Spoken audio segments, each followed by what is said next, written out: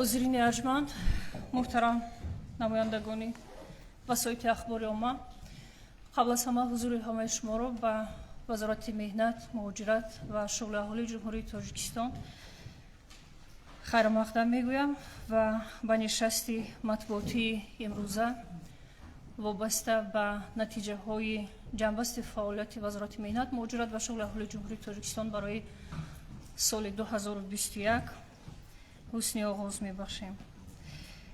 در سال سپری شده از جانب وزارت مهنت، مهاجرت و شغل اهالی جمهوری تاجیکستان طبق دستور و سپارش‌های اساسگذار صلح و وحدت ملی پیشوای معظم ملت پرزیدنت جمهوری تاجیکستان جهت تطبیق سیاست دولتی در سمت مهنت، مهاجرت، شغل اهالی، تعلیم کلانسالان، مناسبت‌های مهنتی، رشد هنرمندی یک زمره کارهای بنیادی به انجام رسانیده شدند.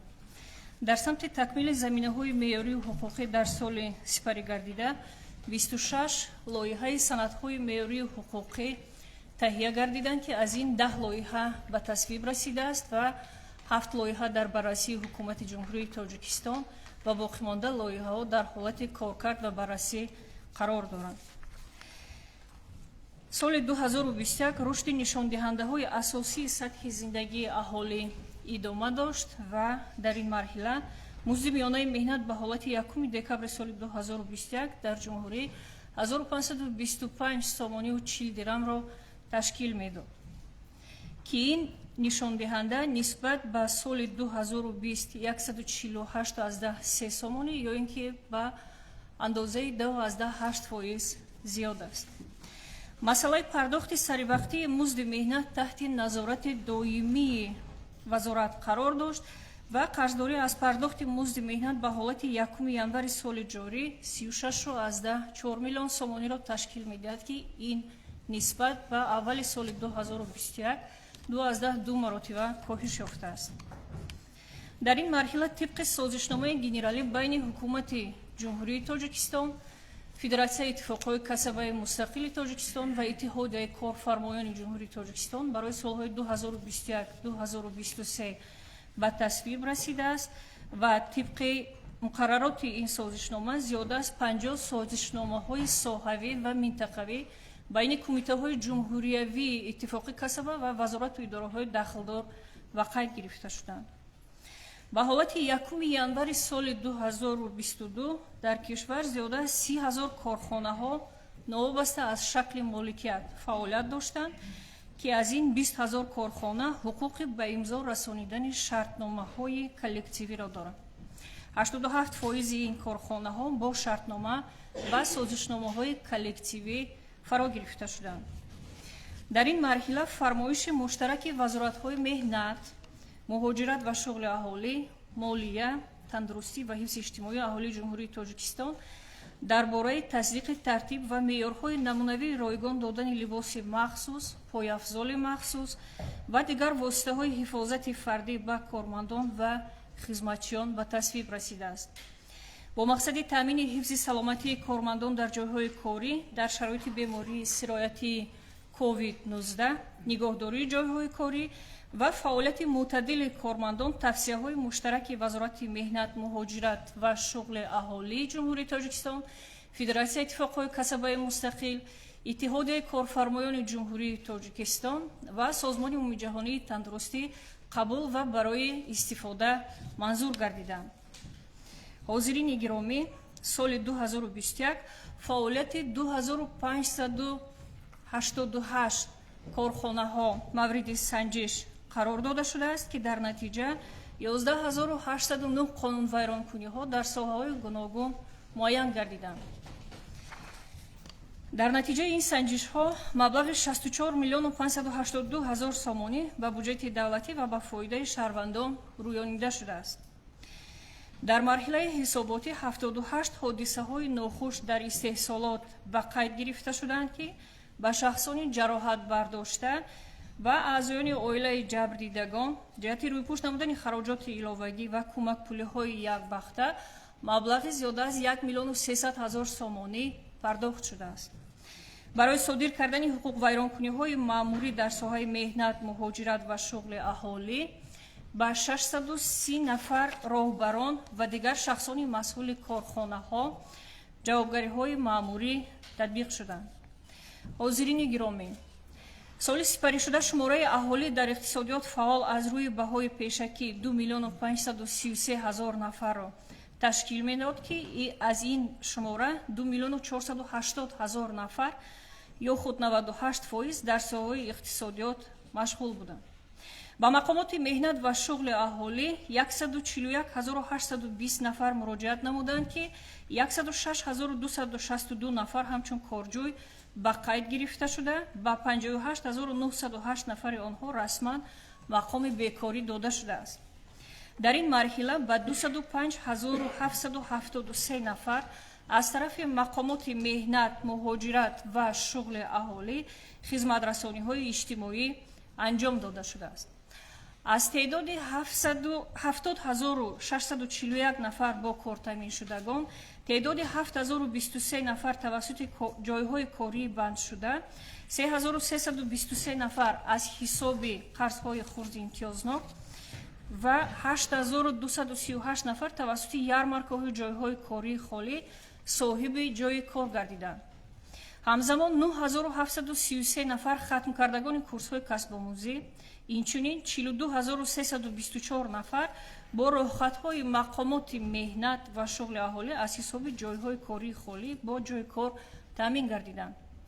соли сипаришуда дар ҷумҳурӣ 847 ярмаркаҳои ҷойҳои кории холӣ баргузор гардидааст, ки дар ин ярмаркаҳо 9477 корхонаи муассиса иштирок намуда, 12508 нафар бо ҷойи кор, 6950 нафар барои касбомӯзӣ роҳхат гирифтанд ва 1594 нафар ба корҳои ҷамъиятии музнок сафарбар шуданд.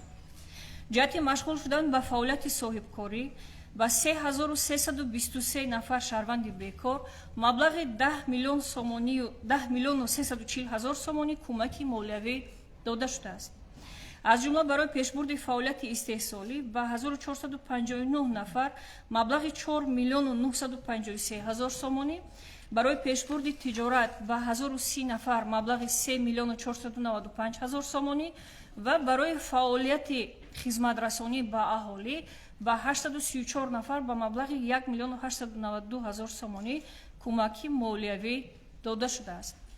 ҳамчунин барои дастгирии ташаббуси соҳибкории занону бонувон ва ҷавонон ба 1901 нафар зан маблағи 5 миллиону 914 ҳазор сомонӣ, ба 1246 нафар ҷавонон маблағи 3 миллиону 888 ҳазор сомонӣ ва барои рушди ҳунарҳои мардумӣ ба 928 нафар муроҷиаткунандагон маблағи 3 миллиону 20 ҳазор сомонӣ қарзҳои имтиёзнок дода шудааст. дар муассисаҳои таълимии касбӣ 72738 нафар ба курсҳои тайёрии касбӣ ва расмиёти эътирофи салоҳияти калонсолон ҷалб шуданд, ки аз ин шумора 11082 нафарашонро занон ташкил медиҳанд. барои дастгирии иҷтимоии шаҳрвандони бекор ба 12899 нафар ба маблағи 7 миллиону 586 ҳазор сомонӣ кӯмакпулӣ барои давраи бекорӣ пардохт гардидааст. дар соли сипаришуда аз ҳисоби ҳамаи сарчашмаҳо 189188 ҷойи кории нав таъсис дода шудааст, ки аз ин 70297 ё худ мутаносибан 37.2%-ро ҷойҳои кории доимӣ, 73327 ё ин ки 38.8%-ро ҷойҳои кории муваққатӣ ва 28623 теъдод ё ин ки 20.4%-ро ҷойҳои кории мавсимӣ ташкил медиҳанд. аз ҷойҳои кории нави таъсис дода шуда 61% он ба бахши воқеии иқтисодиёт ва 39% ба бахши хизматрасониҳо рост меояд. муҳтарам намояндагони васоити ахбори омма, соли 2021 ҳамкориҳо бо мақомоти дахлдори давлатҳои қабулкунандаи муҳоҷирони меҳнатӣ тақвият ёфт.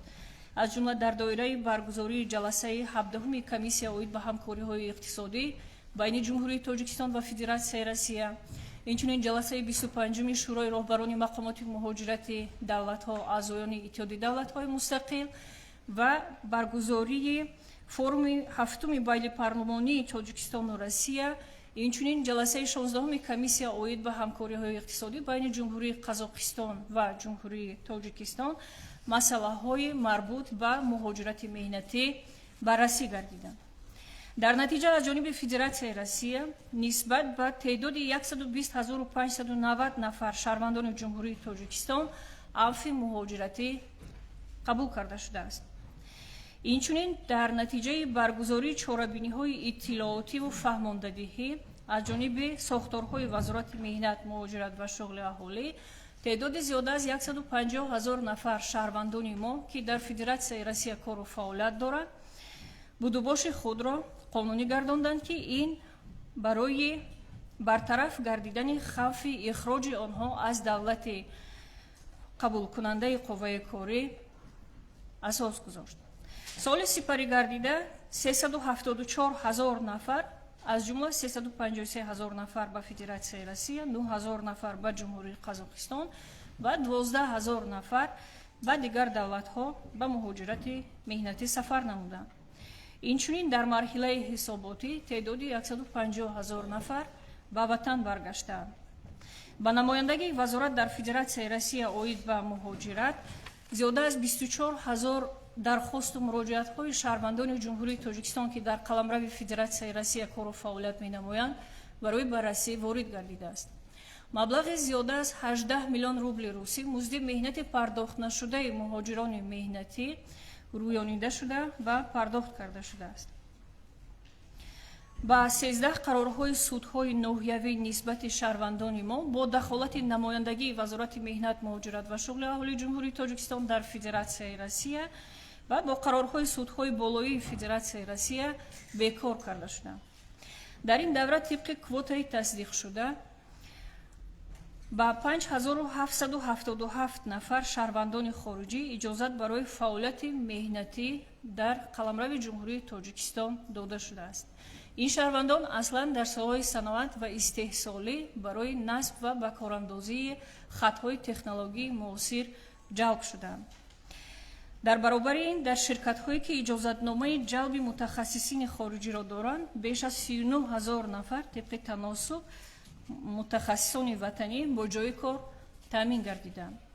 ҷиҳати танзими муҳоҷирати дохилӣ ва экологӣ соли сипаришуда тибқи нақшҳои тасдиқгардида дар ҷумҳурӣ 375 оила аз ноҳияҳои камзамин ва минтақаҳои хавфнок дар ноҳияҳои дорои заминҳои бекорхобида бо қитъаҳои замин барои сохтмони манзил таъмин гардиданд.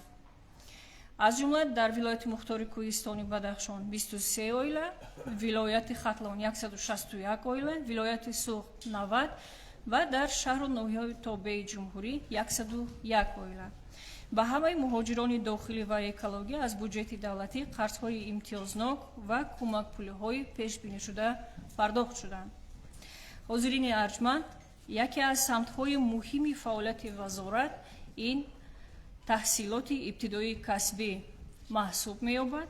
соли сипаришуда бо мақсади иҷрои дастуру супоришҳо аз паёми пешвои муаззами миллат ба маҷлиси олӣ ҷиҳати роҳандозӣ намудани ислоҳоти ҷиддӣ дар низоми таҳсилоти ибтидоии касбӣ, таҳкими заминаҳои моддиву техникии муассисаҳои таҳсилоти ибтидоии касбӣ чораҳои муайян роҳандозӣ гардиданд. дар муассисаҳои таҳсилоти ибтидоии касбии системаи меҳнат аз рӯи 14 самт ва 97 ихтисос барои иқтисодиёти ҷумҳурӣ кадрҳои коргарӣ тайёр карда мешаванд ва айни замон дар ин таълимгоҳҳо 20757 нафар хонандагон аз ҷумла 4052 нафар духтарон таҳсил мекунанд. дар литсейҳои касбии техникӣ 2766 нафар омӯзгор ва устоҳои таълимӣ фаъолият мекунанд, ки аз инҳо 1006 нафарашонро бонувон ташкил медиҳанд. бо мақсади азнавсозии низом ва раванди таълим 317 нақша ва 170 барномаҳои таълимӣ таҳия ва тасдиқ шуда дастраси муассисаҳои таълимӣ гардиданд. инчунин аз рӯи 17 ихтисос стандарти салоҳиятҳои касбӣ ва барномаҳои таълимии модули таҳия ва тасдиқ карда шуда ҳоло таълим дар муассисаҳои таҳсилоти ибтидоии касбӣ ва марказҳои таълими калонсолон тибқи ин стандартҳо ба роҳ монда шудааст. дар ин марҳила барои муҳайё намудани васоили таълим 30 000 адад китоби дарсӣ бо маблағи зиёда аз 400 000 сомонӣ харидорӣ ва ба муассисаҳои таҳсилоти ибтидоии касбӣ дастрас шудааст. инчунин дар ҳамаи литсейҳои касбии техникӣ фиттаҳои китобҳои электронӣ мавҷуд ва дар заминаи 35 муассиса китобхонаҳои электронӣ фаъолият мекунанд, ки ҷиҳати рушду тафаккури техникии хонандагон омӯзгорон мусоидат менамоянд. соли 2021 курсҳои кӯтоҳмуддатро дар заминаи марказҳои ҳунарҳои миллӣ ва муосир беш аз 10 000 нафар хатм карданд аз рӯи 48 номгӯи ҳунарҳо, ки 1380 нафари онҳоро духтарон ташкил медиҳанд. бо мақсади ба касбомӯзӣ ҷалб намудани шахсоне ки ҳунар надоранд, барномаи касбомӯзии шаҳрвандони ҷумҳурии Тоҷикистон барои солҳои 2021-2025 қабул гардид, ки тибқи он дар 5 соли оянда ба касбомӯзӣ ҷалб намудани теъдоди 1 миллион нафар пешбинӣ шудааст. дар соли 2021 дар доираи барномаи мазкур зиёда аз 155 000 нафар ба ҳунаромӯзӣ ҷалб гардиданд, ки аз ин теъдод 66 173 нафарро занону духтарон ташкил медиҳанд. дар робита ба ин ҷиҳати мутобиқсозии таҳсилот ба талаботи бозори меҳнат, дар ин марҳила таҷрибаомӯзии муҳассилини муассисаҳои таҳсилоти ибтидоии касбӣ дар корхонаҳои азими саноатӣ ва коргоҳҳои истеҳсолӣ ба роҳ монда шудааст. ҳозирини гиромӣ, дар марҳилаи ҳисоботӣ дар заминаи 25 санади байналмилалӣ бо 12 давлати хориҷӣ ҳамкориҳои судманд ба роҳ монда шуданд. бо мақсади ҷалби сармояи хориҷӣ дар соли 2021 дар доираи ҳамкорӣ бо ҷамъияти олмонӣ оид ба ҳамкориҳои байналмилалӣ, созмони байналмилалии муҳоҷират, бонки осиёии рушд, бонки ҷаҳонӣ ва иттиҳоди аврупо ва дигар институтҳои молиявии ҷаҳонӣ татбиқи як қатор лоиҳаҳо идома дода шуд. айни замон роҳандозии 3 лоиҳа оғоз гардид, ки маблағи умумии онҳо 43 миллион доллари Иёлоти Муттаҳидаи Амрико ё ин ки муодили 485 миллион сомониро ташкил медиҳад. аз ҷумла дар доираи лоиҳаи бонки осиёи рушд беҳтарсозии малакаҳои касбӣ ва имкониятҳои бокортамишавӣ дар 6 шаҳру ноҳияҳои ҷумҳурӣ сохтмони марказҳои рушди малакаҳо ва хизматрасонӣ ба муҳоҷирон оғоз меёбад.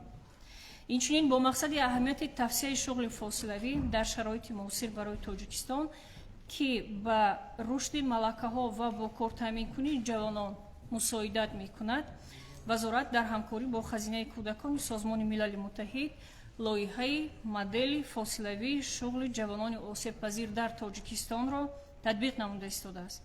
бо назардошти таҷрибаи мусбии татбиқи он, модел метавонад бо дастгирии шарикони рушд ва донорҳо дар дигар минтақаҳои ҷумҳурӣ аз ҷумла вилоятҳои Суғду Хатлон ва шаҳру навоҳии тобеи ҷумҳурӣ тавсия ёбад.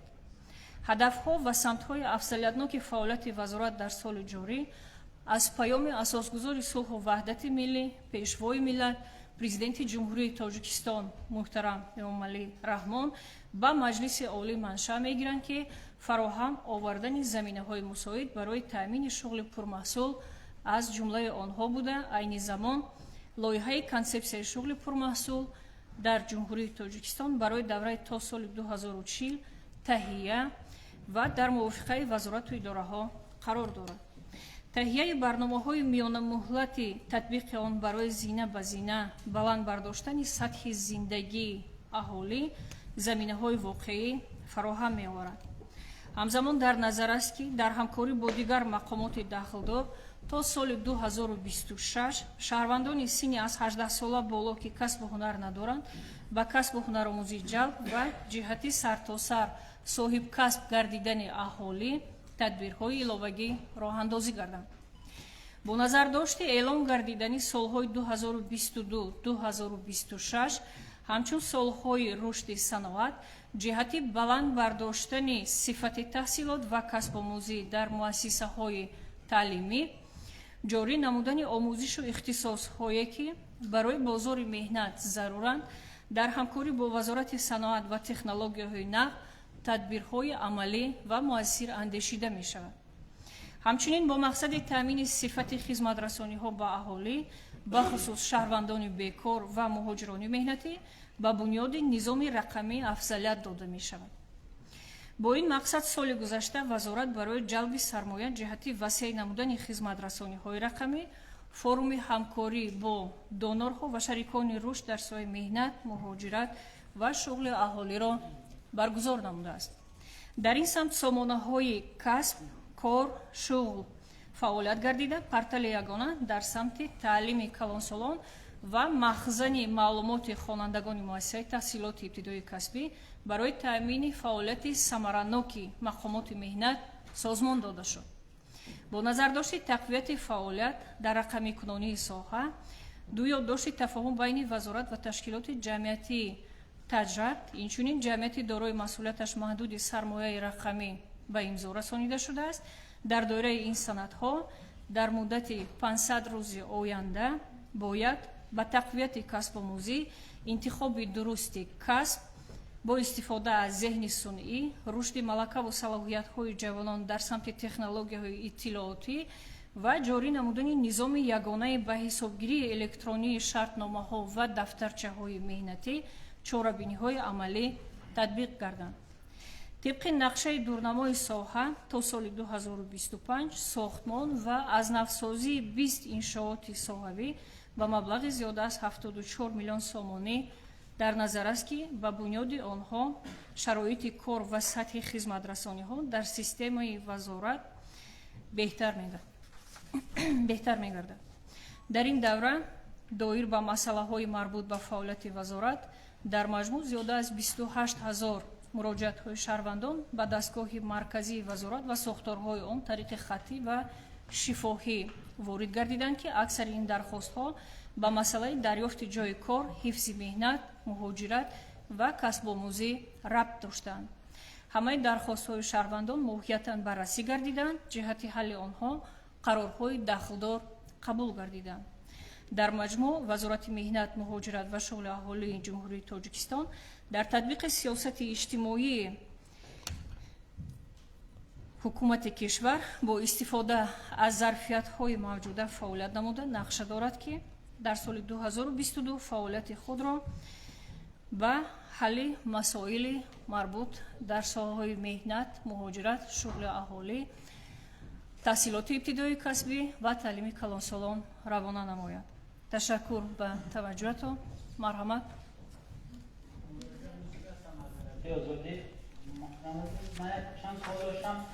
سوال اول این بود که در سال گذشته چقدر از شهروندان تاجیکستان با عائله‌هایشان از تاجیکستان رفتند و سوال دیگه هم در این باره بود که سال گذشته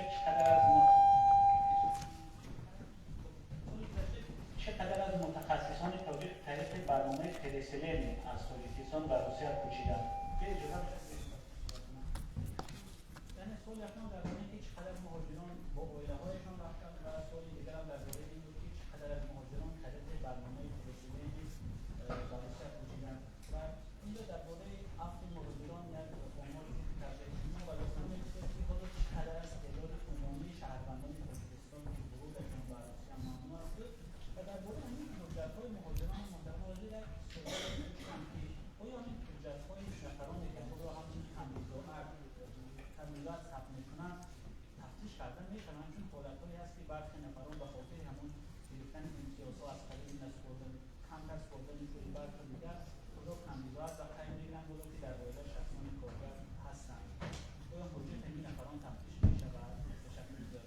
و مثلا اگر اجازه باشد یکون جدا می‌کرده در مصاحبه چون سوال‌ها خیلی زیاد است از مهاجران و من همین رو نمی‌تونم در این بپرسیدم. تشکر. سوال اول شما از اون که میپرسید که تعداد عائله‌هایی که با مهاجرت مهنتی سفر کردند аслан он чизе ки тибқи пурсишномаҳо ё ки тибқи варақаҳои иттилоотие ки дар зимни убури сарҳад аз ҷониби кормандони хадамоти муҳоҷират ба қайд гирифта мешавад, ин сафари гурӯҳи оилаҳои муҳоҷирони меҳнатӣ нест, танҳо сафари қувваи корӣ шахс ё нафаре ки ҳамчун муҳоҷири меҳнатӣ сафар мекунад, маълумот вобаста ба як нафар қувваи корӣ аст. аъзоёни оилаи онҳо яъне дар ҳисоботҳои мо нестанд.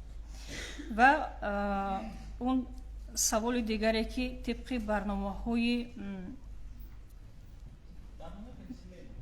переселение ё ин ки кӯчиш мепурсед, ин барнома тариқи низоми вазорат амалӣ намегардад ва мо аз ин дар ин маврид ба фикрам ки маълумоти дақиқ дода наметавонем дар ин самт. агар инҷо ҳамкорҳо дошта бошанд кадом маълумотҳо, лекин ман мутмаинам ки аз вазорат вобаста ба кӯчиши оилаҳо дар маҷмӯъ чун рисолати мо нест намегирем.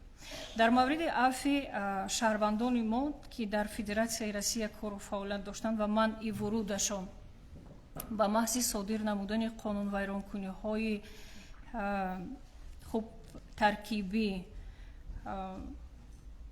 судур шуда буд, соли равон дар натиҷаи баргузории гуфтушунидҳо ва идомаи муколамаҳо бо намояндагони масъули вазорати корҳои дохилии Федератсияи Россия нисбати 120,590 нафар шаҳрвандони мо ки манъи вуруд доштанд ба Федератсияи Россия аф қабул карда шуд ва он нафароне ки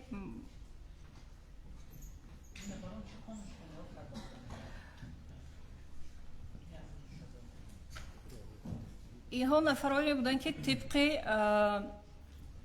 муҷозоти пешбинишуда ё қонунвайронкуниҳои тартиботи будубош дар кишвари иқомат аз ҷониби мақомоти дахлдори вазорати корҳои дохилии Федератсияи Россия манъи вуруд доштанд. яъне нафарҳое ки бо қарорҳои суд манъи вуруд доранд, онҳо ба ин аф шомил намешуданд. танҳо тибқи муқаррароти пешбинишудаи тартиботи ҷамъиятӣ вайрон карда аз ҷониби муҳоҷирони меҳнатӣ зимни будубошашон дар кишвари иқомат аз ҷониби вазорати корҳои дохилии Федератсияи Россия қабул шудааст. ва нисбати камбизоатӣ ва ба қайд гирифтани камбизоатон пурсиде, ин масъала то соли 2014 дар тобеияти вазорати меҳнат, чун он ҳангом масъалаҳои ҳифзи иҷтимоӣ дар татбиқи сиёсати давлат дар масъалаҳои ҳифзи иҷтимоӣ дар вазорати меҳнат, яъне ба маҳзи мавҷудияти ин таркиб амалӣ мегардид, роҳандозӣ мешуд. вале ин масъала бештар ба вазорати тандурустӣ ва ҳифзи иҷтимоӣ рабт дорад ва муайян кардани статуси камбизоатӣ низ аз ҳамин мақомот манша мегирад.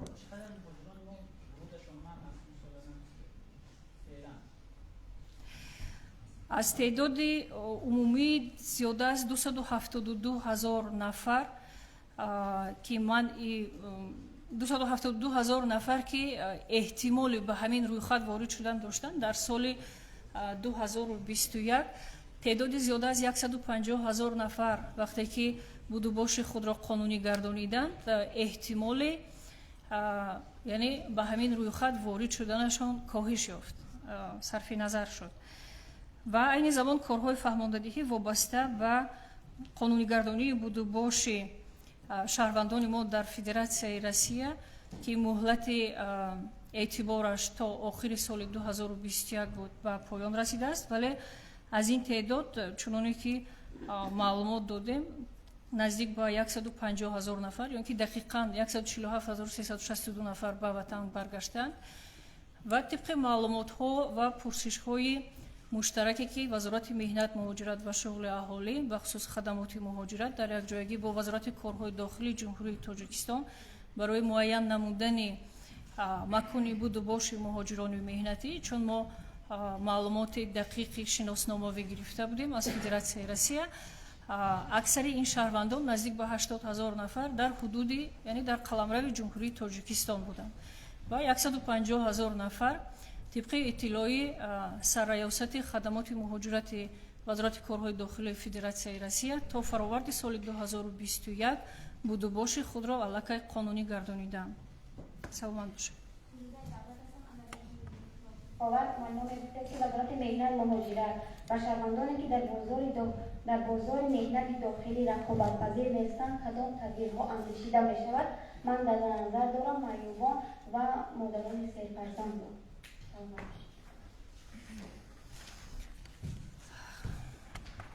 تشکر. در سال سپری گردیده طبقی اطلاعی که علاقه در هم رونما و هم در معروضه پیشنهاد گردید تعدادی زیاده از 155 000 نفر با آموزش‌های کسبی فرا گرفته شدند و از این میان زیاده از 55 000 نفرشان را زنان و بانوان تشکیل می‌دهند. خب مسلم است که زنان و بانوان وقتی مراجعت کردن هنگام مراجعت کردن از روی احتیاجات و برای پیدا کردن موقع در بازار مهنت با کسب آموزی ها مراجعت میکنند و در سیستم وزارت توسط کوتا ها مثلا در ولایت مختار کوهستانی بدخشان 511 نفر، در ولایت سوخت 1810 نفر، در ولایت ختلان 2482 نفر، در شهر دوشنبه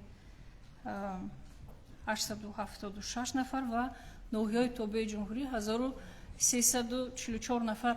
من خواهش میکنم این رونمای آماده شده رقم ها همه هستند، پرکننده سوال ها بوده میتوانند، ولی در نظام وزارت در برابر آنکه با کسب آموزی و برای والیداسیا یا اینکه برای رسمی گردانی تحصیلات کسبی تعلیمات کسبی توجه کرده می شود، اینچنین مؤسسه تحصیلات ابتدایی کسبی مخصوص برای معیوبان فعالیت می کند.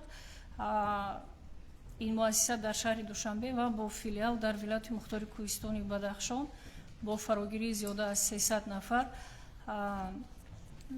تعلیم تحصیلات ابتدایی کسبی را راه اندازی نموده است. محترم وزیر مهنت مهاجرت و شغل اهالی جمهوری تاجیکستان در سال 2021 در کلانترین مجمع نساجی، منظور من مجمع جنتای دنگره سنتیل و تکتیل، چقدر اهالی جمهوری را با جای کار تامین نمود؟ سلام باشید. تشکر. مجموعه بزرگ نساجی که در نوحیه دنگره تأسیس داده شده است و امکانیتی با کار تامین نمودن نزدیک به 2500 نفر را دارد. ما هم صحبت داشتیم، هم دیدار داشتیم، هم بازدید با رهبریت کارخانه، در یک جایگی با وزارت صنعت و تکنولوژی های نو و عین زمان امکانیت های با کار تامین کنی زیاده از 497 نفر دیگر هست و کارهای فهماندهی میان اهالی که با میان اهالی کارجو عموما ادامه دارد. در نتیجه برگزاری یارمارک‌های جایهای کاری، سلسله ملاقات‌ها و کارهای فهماندهی وابسته به موجودیت جایهای کاری خالی در نوحیه دنگره، چون یک چند مرتبه نمایش‌های تلویزیونی هم بودند، کارهای فهماندهی اطلاعاتی با محض شرایط‌های موجوده آماده کرده از جانب کارفرما، یعنی موجودیت هم جای کار، هم مزد مهنت مناسب و هم خوابگاه برای باشندگانی که یا اینکه کارجویانی که از دیگر شهر و ناحیه‌ها می‌آیند. ولی اینجا یک نکته مسئله تنظیم مناسبت‌های مهنتی و نظارت مهنت است. علاقه از جانب خدمات نظارت در ساحه меҳнат, муҳоҷират ва шуғли аҳолӣ ва раёсати дахлдори вазорати меҳнат корҳои фаҳмондадиҳӣ бо корфармо ҷиҳати таъмини кафолатҳои ҳуқуқ ва манфиатҳои кормандон роҳандозӣ гардида истодааст. Ташаккур. خواهی‌های نوروز خبرنگار رادیو خبر محترم وزیر اقتصاد همچنین بود که جهت کفالت‌های اجتماعی شهروندان هنگام بیکاری از جانب وزارت کدام تدبیرها اندیشیده می‌شود و سال دوم هم بود که سطح بیکاری در ولایت‌ها به چند فیصد برابر است.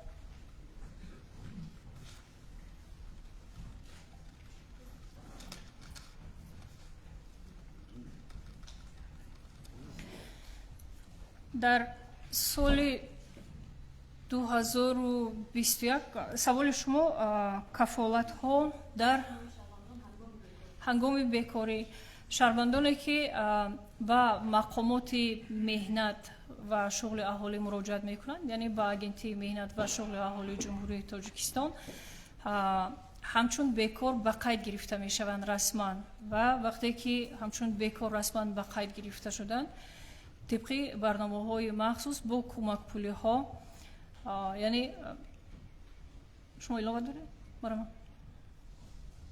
кӯмакпулиҳои пешбинишуда пардохт карда мешавад. Маромад масъалае ки шумо гуфтем дар вазорати меҳнат нисбати бекорӣ масъала барномаи давлатии мусоидат ба шуғли аҳолӣ аст. дар барномаи давлатии мусоидат ба шуғли аҳолӣ 3 сол аз тарафи ҳукумати ҷумҳурии Тоҷикистон тасдиқ мешавад. ҳамин самтҳо аст. масалан ба кортамикунии шаҳрвандони бекор, масъалаи корҳои ҷамъиятии музноб, масъалаи кӯмакпулӣ дар давраи бекорӣ, инчунин омӯзиши шаҳрвандони бекор. вале чӣ кере ки гуфтем масъалаи омӯзиш мо дар соли 2021 21,000 нафар шаҳрванда бо сабаби ройгон ба касб омӯзондем ва ҳар моҳ 40 сомонӣ идрорпулӣ додем. яъне як раис хизматрасона ё ки бошад масъалаи кӯмакпулӣ дар аз ҳисоби вазорати молия 8 миллион сом барои шаҳрвандоне ки аз хизмати маҷбурӣ озод мешаванд ва аз сафи қувваҳои мусаллаҳ ҷавоб мешаванд. ҳар то 3 моҳ 1200 сомон дода мешавад.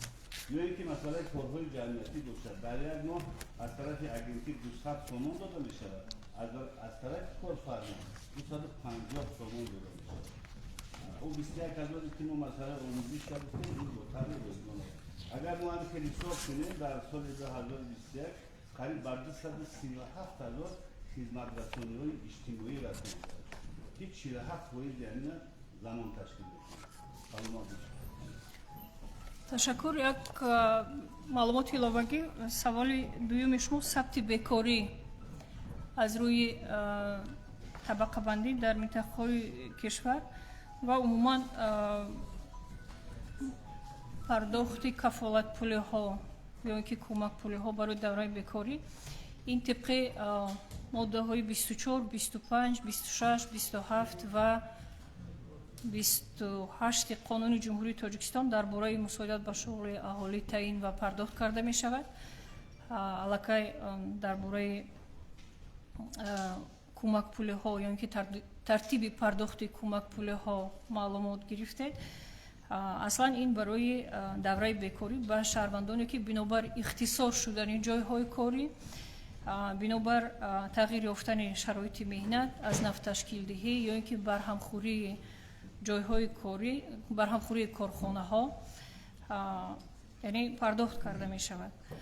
дар ин давра музди миёнаи меҳнаташон дар ҷойи кори охирин, яъне барои зимни аз ташкилотҳо аз кор озод шуданашон ки аз ҷойи кори охирин музди миёнаи меҳнаташон нигоҳ дошта мешавад. инчунин шаҳрвандони аз хизмати ҳарбӣ тибқи даъват аз сафи қувваҳои мусаллаҳи ҷумҳурии Тоҷикистон ва дигар қушуну сохторҳои ҳарбӣ ва муассисаҳои иҷрои ҷазои ҷиноӣ ё ин ки муассисаҳои табобати маҷбурӣ озод шудан пешбинӣ гардидааст. кӯмакпулӣ барои давраи бекорӣ дар ҳаҷми музди меҳнати ҳадди аққали дар ҷумҳурии Тоҷикистон муқаррар гардида пардохт карда мешавад. ва саволи навбатии шумо вобаста ба сабти бекорӣ дар давраи сабти бекорӣ аз рӯи минтақабандӣ дар ҷумҳурӣ, ба фикрам слайди нахустин буд вақте ки мо гуфтем ки дар бозори меҳнат дар кишвар теъдоди 2,533,000 нафар фаъолият мекарданд ва аз ин теъдод 2,480,000 нафар дар иқтисодиёт фаъол буданд ба мақомоти меҳнат ва шуғли аҳолӣ.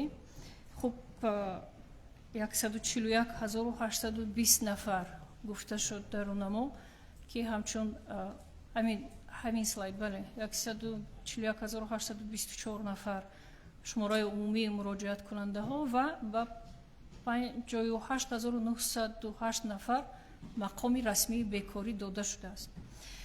таносуби тақсимот дар вилояти мухтори кӯҳистони бадахшон бештар ба нисбат ба дигар шаҳру ноҳияҳо, яъне 6%, дар шаҳру ноҳияҳои тобеи марказ 2,9%, дар вилояти суғд 1,9% ва дар вилояти хатлон 2%-ро ташкил медиҳад.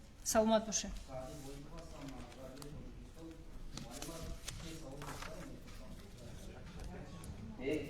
саволи ман кӯтоҳ аст. Якум савол дар мавриди ҳамин муҳоҷирони Тоҷикистон чӣ қадарро ташкил медиҳад? Коршиносон мегӯянд 2 миллион аст. Ман мехостам посухи вазоратро фаҳмам ки чӣ қадарро ташкил медиҳад. Дар ҳамин робита ба ҳамин савол дар варақаи матбуотии шумо омадаст дар соли 2021 373,773 нафар ба муҳоҷират рафтанд. Лутфан мегӯфтед ки ҳамин шумора нисбати соли 2020 зиёд аст ё кам. Ва дар ҳамин маврид соли 2021 дар шабакаҳои иҷтимоӣ оман, дар васоити ахбори оман суҳбати шумо бо марди корзанҳои расонаӣ шуд. Ман мехостам чӣ тадбир гирифта шуд ва баъд аз вохӯрии шумо шумораи ҳамин марди корзанҳо зиёд шуд ё кам? Саломат бошед. ташаккур. вобаста ба теъдоди муайяни шаҳрвандони мо дар Федератсияи Россия ва он маълумоте ки имрӯз ба шумо дода шуд вобаста ба теъдоди нафароне ки ба муҳоҷирати меҳнатӣ сафар мекунанд, воқеан ва мантиқан бояд тафовут ҷой дошта бошад. чунки вақте ки мо дар бораи теъдоди нафарони дар Федератсияи Россия фаъолият дошта гап мезанем, ин маълумот дар бораи нафароне ҳаст ки собиқ буданд, айни ҳол фаъолият доранд ва он маълумоте ки дар соли сипаришуда сафар карданд, ин вобаста ба теъдоди нафароне ҳаст ки танҳо дар соли 2021 сафар карданд. теъдоди наздик ба 374,000 нафар ки дар соли 2021 сафар карданд, нисбат ба соли 2020 ки замони хуруҷи бемории фарогири ковид буд ва хуб сарҳадҳо ҳам баста буданд, аксар шаҳрвандон натавонистанд ки барои муҳоҷирати меҳнатӣ ё ки барои фаъолияти корӣ ба кишварҳои қабулкунандаи қувваи корӣ сафар намоянд. теъдод нисбат ба ҳамин давраи соли 2020 зиёд аст. яъне 129,000 агар дар соли 2020 сафар намуда бошанд, теъдоди 374,000 нафар дар соли 2021 сафар намуданд. вале як нуқта бояд байнобат гирифта шавад ки аз теъдоди 129,000 сафаркардагон дар соли 2020 наздик ба 80,000 нафар баргашта буданд ва аз теъдоди 374,000 нафар сафаркардагон дар соли 2021 теъдоди 147,362 нафар ба ватан баргаштанд. ва нисбати саволи дигари шумо, мулоқотҳои мо бо марказҳои таҷаммуи корҷӯён дар минтақаҳои кишвар, ман хоҳиш мекунам агар ҳамун слайдҳо бошанд. мо дар соли 2020-2021 ҷиҳати ба танзим даровардани нуқтаҳои таҷаммуи корҷӯён дар минтақаҳои кишвар ки дар маҷмӯъ зиёд аз 11 бозорҳои ғайри расмии корҷӯён тавлид шуда буданд ва ин аслан ба бонувон бештарашонро ташкил медоданд ҷиҳати ба танзим даровардани фаъолияти ҳамин нуқтаҳои таҷаммуӣ дар якҷоягӣ бо мақомоти меҳнат ва шуғл дар минтақаҳои Тоҷикистон бо омӯзишҳо ва пурсишҳои махсусе ки аз ҷониби пажӯҳишгоҳи илмӣ тадқиқотӣ назди вазорати меҳнат муҳоҷират ва шуғли аҳолии ҷумҳурии Тоҷикистон баргузор шуда буд бо назардошти ниёзҳои корҷӯён ва хусусияти иқтисодии маҳал ва минтақаҳои будубоши корҷӯён бо ҷалби сармояи хориҷӣ зиёда аз $34 миллион Иёлоти Муттаҳидаи Амрико, инҳо маблағҳои фонди ҷопонӣ ва маблағҳои Бонки Осиёи рушд ҷиҳати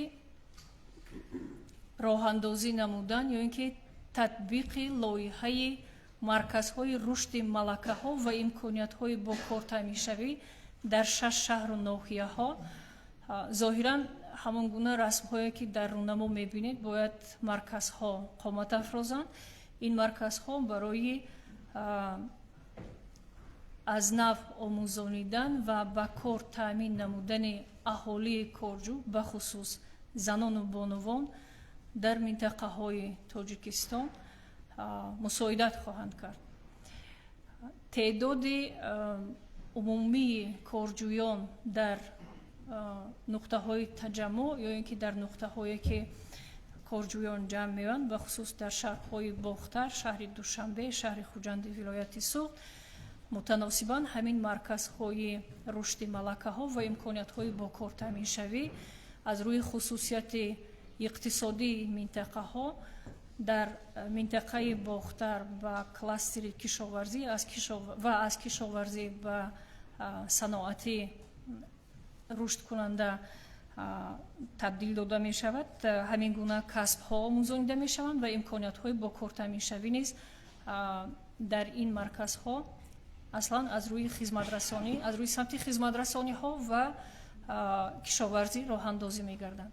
боқимонда марказҳои рушди малакаҳо ва имкониятҳои бо кортаминшавӣ ки дар ноҳияҳои Восе, Данғара, Роғун, шаҳри Душанбе ва шаҳри Хуҷанд роҳандозӣ мегарданд, бештар хусусияти омода кардани кадрҳои коргарӣ барои бозори меҳнат дар самти сохтмон, дар самти сайёҳӣ, хизматрасониҳои муосир, меҳмонхонадорӣ ва дар самти бори дигар кишоварзӣ, хизматрасониҳои муосир ва донишҳои муосири идоракунии низоми кишоварзӣ роҳандозӣ мегарданд. Ташаккур.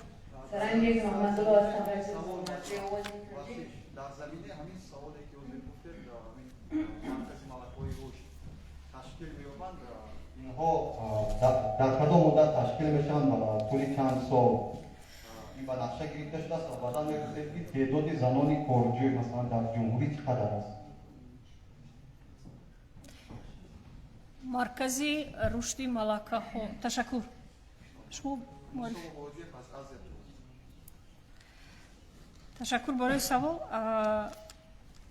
مرکز رشد ملکه‌ها و имкониятҳои бо кортаминшавӣ ки дар доираи татбиқшавии лоиҳаи Бонки Осиёи рушд дар нақша аст, бояд то соли 2026 рӯи кор ояд ва марказҳои рушди малакаҳо ки нисбатан марказҳои хурдтар ҳастанд ва имкониятҳои бо кортаминшавиро низ фаро мегиранд, бояд дар давоми 1 сол сохта ба истифода дода шаванд ва умуман сохтмони ҳамаи биноҳо ва умуман иморатҳое ки пешбинӣ мешаванд то соли 2025 ба поён мерасанд дар доираи татбиқи лоиҳаи Бонки Осиёи рушд.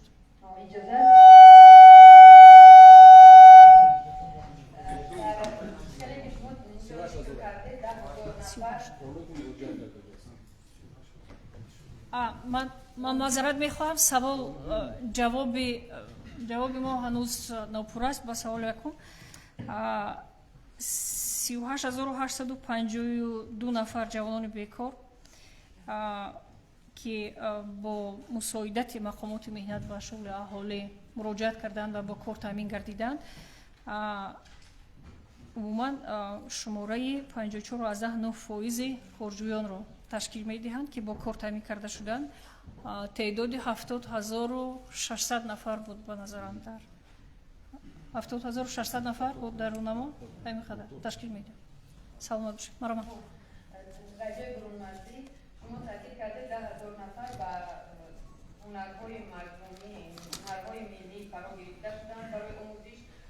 оё метавонед бигӯед ки ҳамчунин корхона барои ташкил тарғиби ҳунарҳои миллии тоҷикӣ таъсис ёфтанд барои ҷавонон ё дигар замону шаҳрвандон ва дар асоси ҳамин савол бештар мушоҳида мекунем аз телевизионҳои афғонистон ё ки телевизионҳои афғонистон дар хориҷ аз кишвар бештар аз мо карда барои тарғиби либосҳои миллӣ афғонҳо занони афғон пешгомтаранд, яъне онҳо бештар майлу алоқамандӣ доранд ба либосҳои миллии тоҷикӣ бештар истифода мекунанд. оё ба фирорионе ки дар кишвари мо афғонистон дар кишвари мо феълан ё ки ба таври муваққатӣ аст ё ки ба таври ҳамешагӣ аст зиндагӣ мекунанд, барои онҳо чӣ дастгирӣ аст? ягон барномаи нав тарҳрезӣ шудааст ё ба кӯмакгирӣ фаро гирифта мешаванд ё ки ба ҳамчунин марказҳои ҳунаромӯзӣ фаро гирифта мешаванд ё чӣ? ташаккур. нисбат ба мушаххас намудани теъдоди нафарҳое ки ҳунар омӯхтаанд дар низоми касбомӯзии вазорати меҳнат, муҳоҷират ва шуғли аҳолӣ дар марҳилаи ҳисоботӣ, ман як нуктаро мехоҳам таъкид намоям ки аз оғози соли 2021 дар заминаи 47 муассисаи таҳсилоти ибтидоии касбӣ марказҳои рушди ҳунарҳои миллӣ ва муосир таъсис ёфтанд ва теъдоди 94 нафар воҳидҳои корӣ, яъне роҳбарон ва устоҳои таълимӣ, муаллимон ба кор шурӯъ намуданд дар ин марказҳои рушди ҳунарҳои миллӣ ва муосир. мутаносибан 10,000 нафар, чуноне ки иттилоъ омад инҷо дар рӯнамо ҳаст барои шумо 10,000 нафар аз рӯи 48 касбу ҳунарҳо яъне омода гардиданд ва шумораи духтарони омода шуда, аслан духтарон ва бонувон чуноне ки шумо зикр кардед дар самти дузандагӣ ва қаннодӣ муроҷиатҳо бештар ҳастанд. 1382 нафар занону бонувон ҳунар омӯхтанд ва мусаллам аст ки таи 3 соли охир мо шумо хуб огаҳем ки бо эълон гардидани солҳои рушди деҳот, сайёҳӣ ва ҳунарҳои мардумӣ коргоҳу корхонаҳои ҳунаромӯзӣ ва ҳунармандӣ таҳия гардиданд, яъне ташкил карда шуданд. мутаносибан чун талабот дар муассисаҳои таҳсилоти ибтидоии касбӣ, дар заминаи муассисаҳои таҳсилоти ибтидоии касбӣ ва дар марказҳои рушди ҳунарҳои миллӣ ва муосир талаботи 10,000 нафар вақте ки қонеъ гардонида шудааст, ин маънои он дорад ки инҳо бо назардошти табдили касб ва табдили ҳунар бо мақсади пайдо намудани мавқеи худ дар бозори меҳнат ва омӯзиши касб ё ҳунар пардохтанд. ва ин ки барои саволи таркибии шумо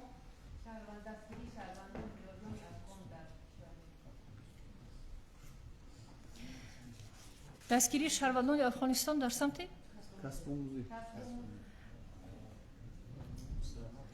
дар ҳамкорӣ ташаккур дар ҳамкорӣ бо шарикони рушд, чуноне ки зикр кардем, дар ҳамкорӣ бо хазинаи кӯдакони созмони милали муттаҳид, дар ҳамкорӣ бо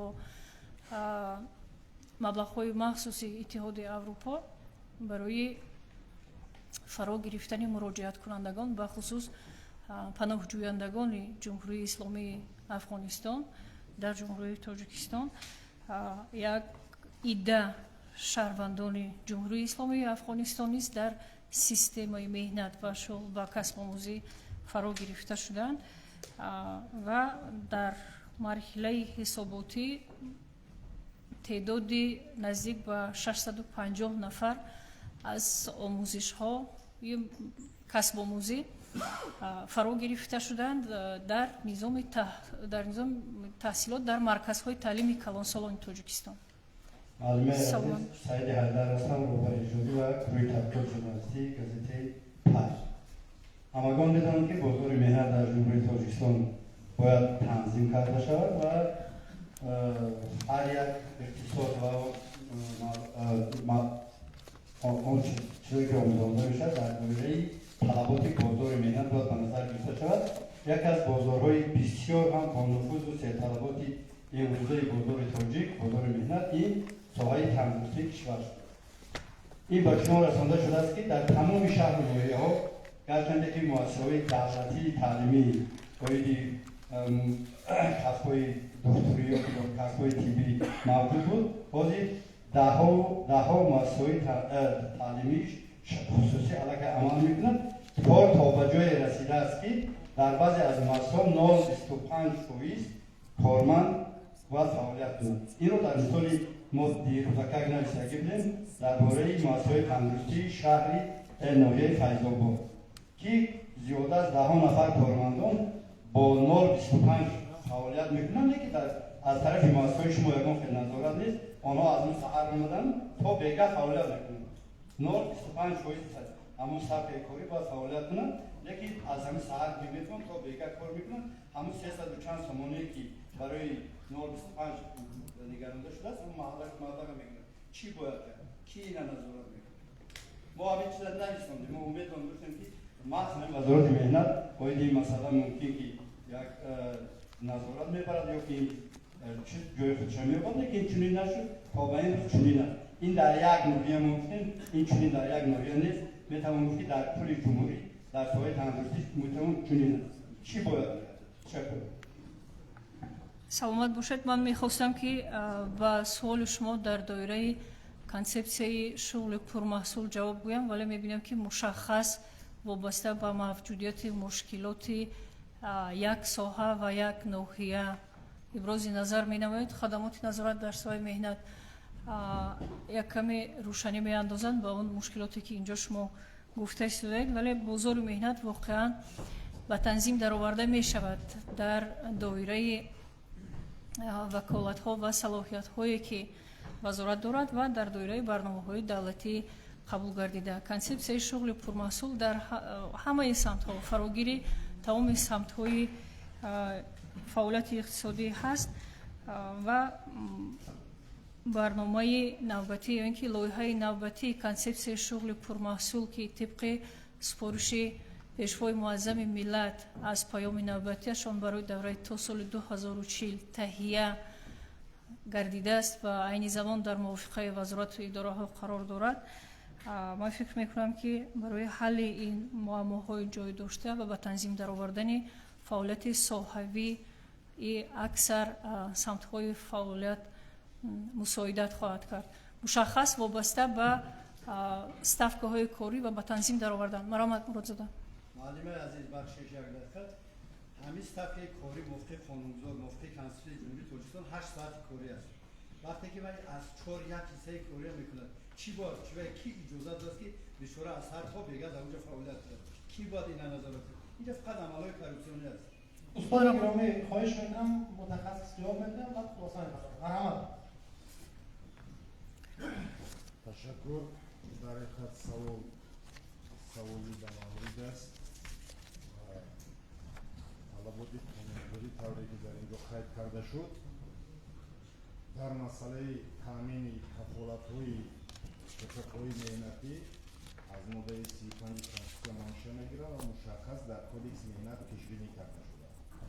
معیارهای وقت کاری طوری شما قید کرده که 8 ساعت باید باشد، بله، و در اون موردی که 0.25 است یا 0.5 است در این مسئله قانونگذاری با سندهای معیاری حقوقی زیرقانونی که توسط قرارهای حکومت جمهوری تاجیکستان و سندهای لوکالی وزارت تندرستی و حفظ اجتماعی اهالی تنظیم می‌گردند حواله کرده است. سندهای مشخص در این مسئله قبول کرده شده هستند. از جانب خدمات در قواعد بیان کردن کفالت‌ها در این دوره همگی در حدود جمهوری дар мавриди санҷишҳои дар соҳаи тандурустӣ анҷом дода шуда танҳо бо моддаи 94 кодекси ҳуқуқи маъмурӣ 163 парванда нисбати роҳбарон ва шахсони масъули субъектҳои хоҷагидор ташкилоту муассисаҳои давлатӣ аз ҷумла дар соҳаи тандурустӣ низ қабул карда шуд.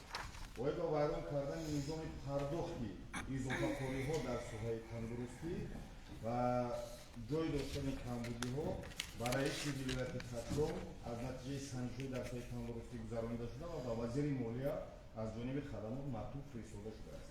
оне ки шумо мегӯед 025 тибқи қонунгузорӣ аз 05 бояд кам набошад. хадамоти назорати соҳаи тандурустӣ бевосита дар ин масъала муваззаф аст ки дар соҳаи тандурустӣ фаъолияти соҳавиро таҳти назорати доимӣ қарор диҳад.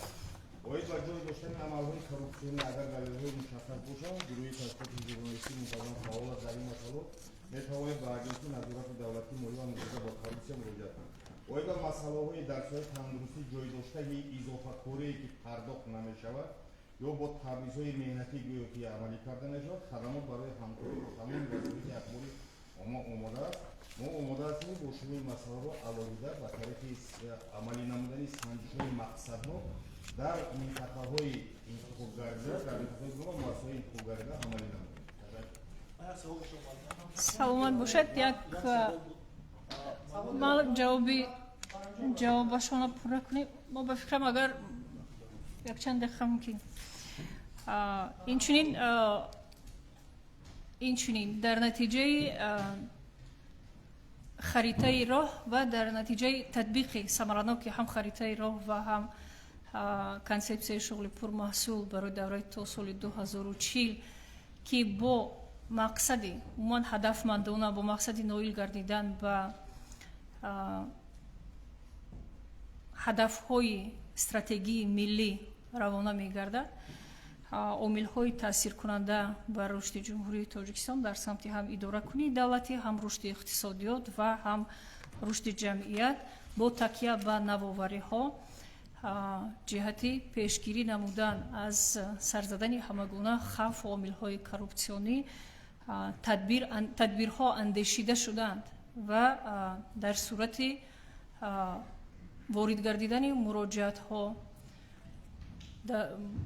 ба маҳзи ҷой доштани камбудиҳо ё ин ки нуқсонҳо дар фаъолиятҳои соҳавӣ ки ҳуқуқу манфиатҳои кормандонро аз ҷониби корфармоён поймол мекунанд, хадамоти назорати давлатӣ дар соҳаи меҳнат, муҳоҷират ва шуғли аҳолӣ фаъолият мекунад ва фаъолияташро дар ин самт ба роҳ мондааст. мо гуфтем ки дар соли сипарӣ гардида 2588 санҷишҳо гузаронида шуданд.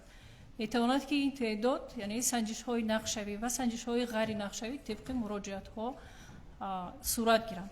саломат бошед. марама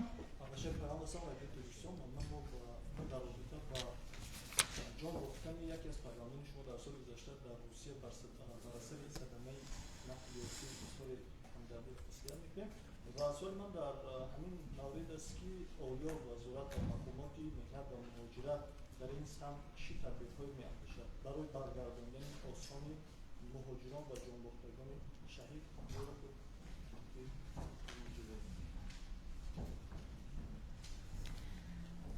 تشکر. واقعا حالت‌های ناخوش در فعالیت ҳамеша рух медиҳанд. соли сипарӣ гардида дар федератсияи Россия бо сабабу омилҳои гуногун теъдоди зиёди шаҳрвандони мо ба ҳалокат расиданд. ман фикр мекунам ки маълумоти бештар расмӣ муроҷиат кунед, хаттӣ мегиред, чун дар зеҳнам нест ки мутаносибан чанд нафаранд, вале аксар ҳолатҳои рухдода ба маҳзи риоя нагардидани қоидаҳои оддитарини будубош ва қоидаҳои умуман меъёрҳои зиндагӣ ё зимни сӯхтор ё зимни садамаҳо ё ин ки ҳолатҳои дигар рух доданд ва намояндагии вазорати меҳнат, муҳоҷират ва шуғли аҳолии ҷумҳурии Тоҷикистон дар Федератсияи Россия ҳолатҳои рухдодаро пайгирӣ мекунад вобаста ба қазияҳои пурсарусадое ки ҳам дар шабакаҳои иҷтимоӣ ва ҳам дар фазои васоити ахбори умма вобаста ба ҳолати рух дода дар вилояти Иркутски Федератсияи Россия дар фароварди соли 2021 ва чанд рӯз пеш боз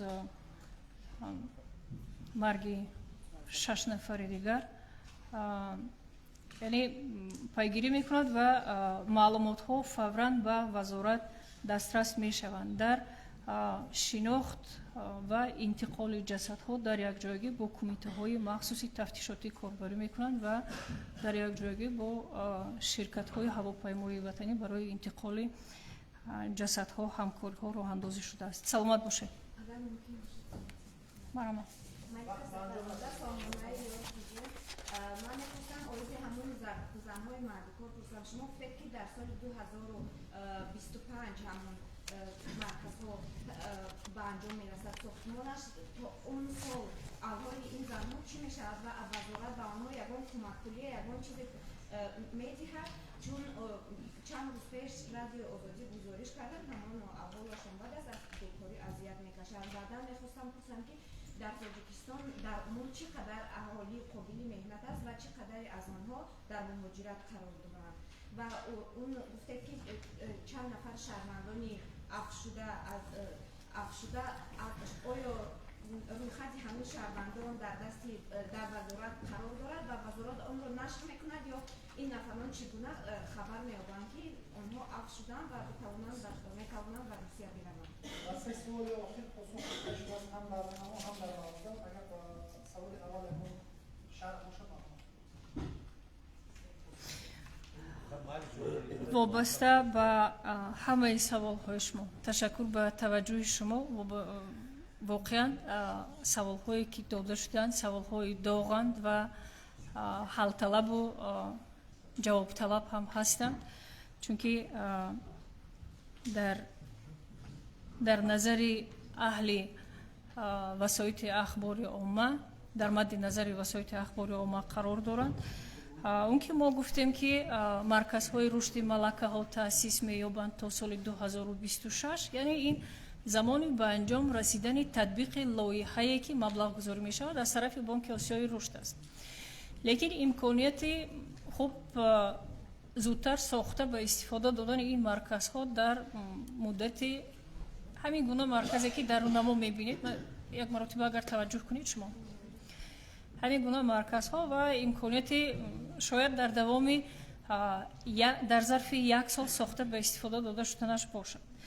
ولی منظور شما رو من درست میفهمم تا زمان قامت افراختن این مرکزها احوال باشندگان یا کارجویان این مرکزهای تجمعی چی خواهد بود؟ خب اگر توجه کرده باشید ما گفتیم که ضمن برگزاری یارمارک‌های جایهای کاری توسط مقامات مهنت و شغل در ولایت‌ها کارهای فهماندهی وابسته به موجودیت جایهای کاری خالی در منطقه‌ها به توجه کارجویان رسانیده شده است. سفر آخرین ما به ناحیه دنغره ضمن بازدید نمودنمان از کارخانه عظیم صنعتی جنتای دنغره که تعداد زیاده از 400 نزدیک به 500 عدد جایهای کاری خالی دارد فوراً روز آیندهش از جانب نمایندگان اجنسی مهنت و شغل اهالی میان محض همین کارجویان با پیشنهاد کردن شرایط مهنت یعنی تامین هم خوراک گرم و هم جای خواب به دقت کارجویان رسانیده شده است. اینکه یک نفر خواهش کار کردن دارد یا نه اختیار انتخاب باز هم از خود کارجویان وابستگی دارد و برای این یک پهلوی کار است یک راه کار و سلسله‌ای عموما از آن وقتی که ما با باشندگان این یعنی جای جمع‌شوی کارجویان در شهر باختر صحبت داشتیم یک چند مرتبه اطلاعیه ها یا اینکه معلومات ها وابسته به جایهای کاری موجوده وابسته به خصوصیت اقتصادی محل زیست و فعالیت کارجویان یعنی در ساحه های کشاورزی و صنعت برگزار کرده شده است. خب بار دیگر با تکرار این انتخاب اختیار از خود کارجویان است که آیا اونها با مبلغ‌های پیشنهاد شونده از جانب کارجویان کار و فعالیت کردن میخواهند یا نه. وابسته به سوال دیگر شما که وابسته به تعداد عفو شدگان یا اینکه عفو شوندگان، من فکر میکنم که مراجعت در صورت مراجعت نمودن و سیستمای خدمات مهاجرت امکان گرفتن این گونه اطلاع وابسته به هر یک شهروند هست. سلامت باشید. محترم، یک پیشنهاد داشتم بخاطر مجبوری و مجبور از رادیو تاجیکستان. اول دکتر شده بخاطر یک پیشنهادی که برای سربازان آینده خیلی مهم است. خب در قسم واحدهای توبه‌های مصالحه قبل گفته جمهوری تاجیکستان ما می‌خواستیم بیشتر یعنی مرکزهای آموزشی و مرکزهای کسب آموزش بیشتر برآورده بشه تا که دل جوانان گرم بشه با خدمت حتمی حربی و هم آینده برای پیشبرد زندگی خیلی منفعت خوب گرم بشه چون که رایگان میکنن و دلگرمی و خدمت حربی شاید داشته. پیشنهاد شما به مورد است. این پیشنهاد علاقه تطبیق شده ایستاده است. سال دوم است که در قسم‌های مخصوصی ادای وظیفه میکنند سربازان ما کورس‌ها و برنامه‌های تعلیمی مخصوص راه اندازی می‌گردد، کورس‌های سیار. این چیز در تجربه هست، در آینده توصیه بخشیده می‌شود. تشکر.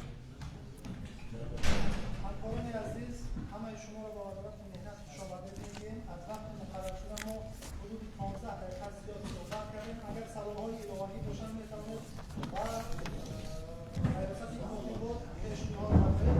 حتما در همکاری پاسخ داده می‌شود. تشکر. سلامت باشید.